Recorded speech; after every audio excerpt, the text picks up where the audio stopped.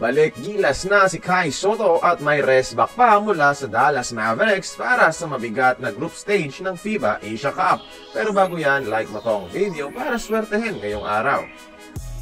Magtatatlong buwan na ang recovery period ni Kai Sotto mula sa kanyang ACL injury and better than ever na ngayon si Kaiju mga idol sa kanyang recovery time.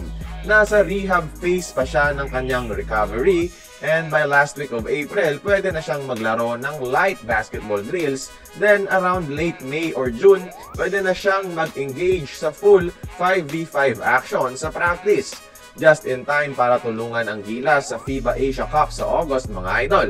Alam naman natin na naging palyado ang triangle offense ni Coach Tim nang mawala ang isang post playmaker na big man gaya ni Kai bilang isa sa mga anchor nito.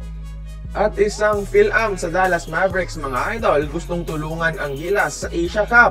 Siya lang naman ang isa sa mga best shooters sa NBA G League ngayon at isa sa mga best players ng Dallas G League team mga idol. Pero i-check nyo muna ang magandang offer ng ating mga kaibigan sa comments section para maging exciting and rewarding ang panonood ng NBA at sports. Extra pera pa ito. All info nasa pinned comments. Siya mga idol ay si Jarod Lucas, isang 6'4 undrafted guard na naglalaro ngayon sa Texas Legends. Sinabi niya sa isang interview ng isang sikat na local news outlet sa Dallas na handa siyang irepresenta ang Gilas kung may invite siyang matatanggap.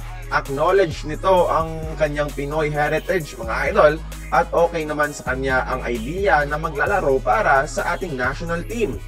Sa nagtapos na G League season mga idol, meron siyang average na 15 points, 2 rebounds, 2 assists, shooting 40% 3-point field goal mga idol bilang isa sa mga kilalang sharpshooter sa NBA G League. Hindi biro na umiscore ng 40% field goal shooting sa 3 points mga idol lalo na't may 3 3-pointers na ginagawa siya bawat laro. 3-pointers, 3 3-pointers made yan mga idol.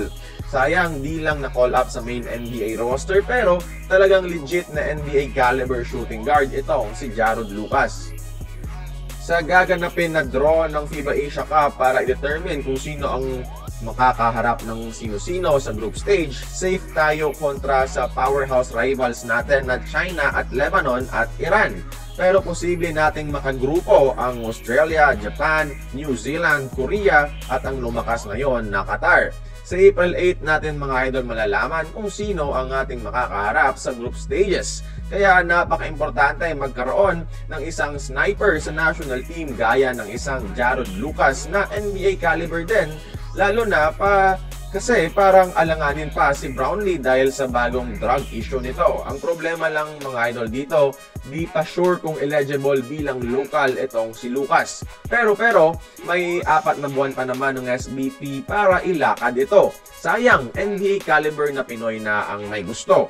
Sana aksyonan na ng SBP. Kaya kayo mga idol, tingin nyo, dapat ba siyang isama ng Gilas sa training camp kahit baguhan pa lang siya sa international stage?